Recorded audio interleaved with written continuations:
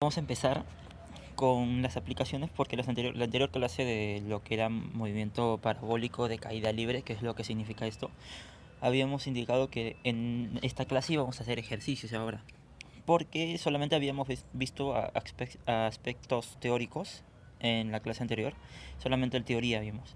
Ahora en este caso ya vamos a ver las aplicaciones, porque como yo les había dicho, en este movimiento no vamos a utilizar nada de fórmulas, vamos a utilizar fórmulas de movimiento vertical de caída libre y de movimiento rectilíneo uniforme. Y vamos a empezar primero con este ejercicio de aquí. Una esfera es lanzada tal como se muestra en el gráfico, realizando un movimiento parabólico de caída libre. Calcular el tiempo de vuelo. O sea, me están pidiendo el tiempo que le tomó a su altura máxima y luego hasta el suelo. Y vamos a ver, primero lo que necesitamos para este problema es descomponer la velocidad, porque para nosotros trabajar estos problemas necesitamos, como les había dicho, trabajar primero en el eje y también en el eje X, porque les había dicho que en el eje Y hay un movimiento vertical de caída libre y en el eje X hay MRU, o sea, un movimiento rectilíneo uniforme, que es el más fácil de los movimientos para trabajar. Así que primero vamos a descomponer, porque siempre nos dan este ángulo, si ustedes recordarán, siempre nos dan este ángulo para poder descomponer en el eje X la velocidad y la velocidad en el eje Y. Entonces primero dibujamos las dos fuerzas, ¿sí? Dibujamos esta velocidad en el eje X y en el eje Y. Estas dos velocidades, al sumarlas vectorialmente, me va a dar la velocidad de aquí, ¿sí? Como ustedes recordarán, en vectores podemos mover los vectores como nosotros querramos. Entonces este vector de aquí lo puedo trasladar acá, ¿sí? ¿Para qué? Para obtener esto de aquí. Al momento de trasladarlo lo elimino porque ya lo estoy moviendo para aquí. Y ahora si te das cuenta, esto no te parece familiar a un triángulo o rectángulo que has visto tal vez en geometría o en trigonometría. Claro, el de 30 y 60 porque acá es 90. Entonces, si ustedes recordarán, la relación de los lados de ese triángulo era de esta forma. A 30 se lo ponía acá, 2K la hipotenusa, y a 60 se lo ponía acá raíz de 3. Entonces, a ver, hacemos las comparaciones. Entonces, si en este triángulo B sería 2K, ¿cierto? Aquí B en X sería K raíz de 3 y B en Y sería K, nada más. Listo, entonces, si tú ya tienes que la velocidad aquí vale 100, entonces puedes hallar el valor de K. Claro, porque mira, tienes aquí que vale 100. Entonces, igualas y te va a salir 2K igual a 100 y ahí obtienes que el valor de K es 50. Y con eso ya puedes hallar las demás velocidades, claro, porque todos están en función de K. Acá sería b de x 50 raíz de 3 y la velocidad en y 50. Profe, ¿por qué hace esto de la descomposición? Lo hago para esto, mira bien, aquí. Si te das cuenta, lo he descompuesto en dos movimientos. A ver, les voy a explicar el gráfico de aquí. Mira, yo les había dicho que en el eje X hay un movimiento rectilíneo uniforme, ¿cierto? Entonces quiere decir que en el eje X se mueve así, velocidad constante.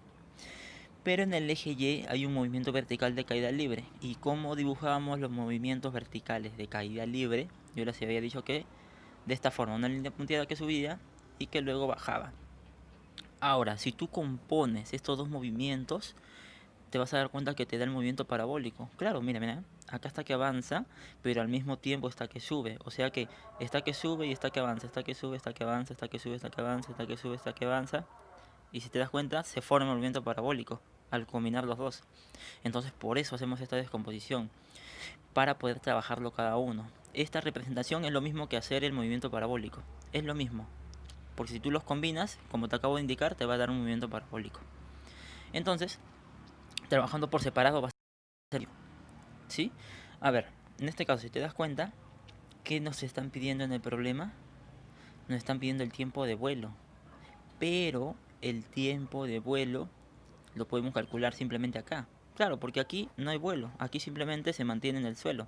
En cambio, el que le da elevación al móvil es la velocidad en el eje Y. Entonces nosotros debemos calcular el tiempo de vuelo en el eje Y. Y ustedes ya recuerdan pues las fórmulas de movimiento vertical de caída libre, porque aquí ya lo trabajarías así solito. Claro, lo trabajarías solito nada más. Entonces, a ver, primero recordad, el tiempo de subida es igual al tiempo de bajada, ¿cierto? Listo. Entonces, si yo calculo el tiempo de subida, puedo calcular también el tiempo de bajada, porque es el mismo. Entonces puedo calcular el tiempo de vuelo, que va a ser 2 veces el tiempo de subida. A ver, ¿a qué me refiero? Me refiero a esto. Vamos a trabajar en el eje Y. Bien, tenemos la velocidad, esta fórmula de aquí. ¿Por qué uso esta fórmula, profe? ¿Por qué uso esta fórmula? Porque si te das cuenta, tengo velocidad inicial, porque esto es con lo que inicia el movimiento. Tengo velocidad final, porque aquí termina el movimiento. Ojo, estamos trabajando solo en esta trayectoria de subida, porque en realidad todo el movimiento es subida y bajada, ¿sí? Pero vamos a trabajar solo en la subida. Entonces, en la subida, tu velocidad inicial, ¿quién es? 50. Y tu velocidad final es 0. Claro, pues, porque una vez que llegó a 0, empieza a bajar, ¿sí? Entonces mi tiempo de subida va a ser esto, esta va a ser mi velocidad final, esta va a ser mi velocidad inicial. Y entonces solamente tengo que reemplazar esos valores en la fórmula. Claro, velocidad final 0, como ya te había dicho. Velocidad inicial 50, que es la de aquí. La gravedad, que ya me había dado el problema, que íbamos a utilizar 10 metros por segundo al cuadrado, el problema me lo dio. Y el tiempo, que es lo que quiero calcular. Sí, y si te das cuenta, tengo una sola variable y ya tengo una ecuación. Listo, ya está para resolver. El menos 10t pasa para acá como 10t, es igual a 50, el 10 pasa a dividir y el tiempo me va a quedar que 5 segundos. Ahora, tranquilo, todavía no has resuelto el problema. ¿Por qué? Porque este es el tiempo de subida. ¿Sí? Y yo te había dicho, y el problema te pide el tiempo de vuelo. ¿Sí? El problema te pide el tiempo de vuelo. Y yo te había dicho que el tiempo de vuelo es igual a 2 veces el tiempo de subida, porque el tiempo de subida y el tiempo de bajada es el mismo. Entonces ya está, pues. Si es 5 lo que le demoró en subir, entonces le demoró 5 también en bajar. Entonces en total el tiempo de vuelo sería 10 segundos. Listo, así de sencillo, ¿ya ven? Lo que necesitamos principalmente es descomponer las velocidades en este tipo de movimiento. Pero también hay un tipo de movimiento que es el semiparabólico, en el que prácticamente no vamos a necesitar descomponer velocidades. ¿Por qué? Porque no hay un ángulo. Y vamos a ver este problemita de aquí. Un cañón dispara una bala horizontalmente y esta experimenta un MPCL, que es movimiento parabólico de caída libre. Usando el gráfico y sabiendo que la bala impacta en el piso luego de 2 segundos, ojo el tiempo, no te olvides, calcular H, calcular la altura del edificio. Y te están diciendo que utilices la gravedad como 10 metros por segundo al cuadrado. Y te dan la velocidad inicial, que es raíz de 10 metros por segundo, que es la velocidad en el eje X nada más, no hay velocidad en el eje Y. Entonces, primero, ¿qué hacemos? Profe, la descomposición en dos movimientos. Bien, ya. En el eje X se va a mover con esta velocidad. Profe, ¿esa velocidad no va a cambiar? No va a cambiar, pues en el eje X no va a cambiar, porque yo te había dicho que en el eje X hay MRU. Y en el MRU la velocidad se mantiene constante. Entonces, esta velocidad va a ser siempre la misma en el eje X. Ahora, profe, en el eje Y sí va a variar. Claro, porque está haciendo ahí acción la gravedad. La gravedad está que hace que acelere. Y la aceleración es variación de la velocidad. Pero, profe, a ver, ¿por qué coloca velocidad en el igual a 0 en este punto? Porque si te das cuenta, la pelotita se tiró para allá. Entonces no se tiró con ninguna velocidad para abajo. Entonces su velocidad en ese instante, en ese momento por si acaso, solo en ese momento, va a ser 0. ¿Por qué, profe, me dice que solo en ese momento? Porque después va a ir aumentando. Pues al momento que va a ir cayendo, va a ir aumentando esa velocidad en el eje Y. Ahí sí va a haber velocidad en el eje Y. Pero en este punto inicial, la velocidad en ese eje va a ser 0. ¿Sí? Entonces por eso coloco velocidad en el eje Y 0.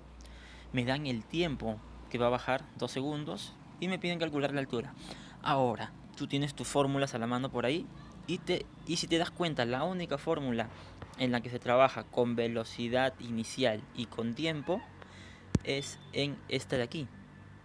En esta de aquí. H es igual a velocidad inicial más un medio de la gravedad por el tiempo.